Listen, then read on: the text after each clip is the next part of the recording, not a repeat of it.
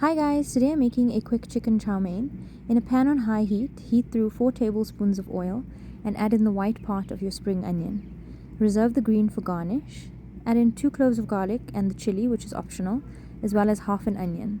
Allow this to fry until the garlic is golden brown, then add in 300 grams of chicken and some salt and pepper to taste. Mix it together well and allow this to cook covered, stirring occasionally until the chicken starts to turn brown.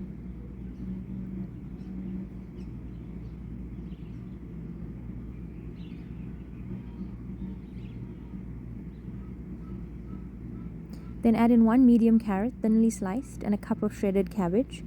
Mix it together well and allow this to cook covered for about 30 seconds just to soften the veggies. Mix it well and make a little gap in the middle.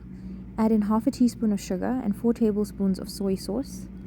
Mix it well and then add in your cooked noodles. I'm using 1.5 packets of this Pick and Pay brand. Spread it out and allow it to cook covered for about 1 minute just to heat the noodles through.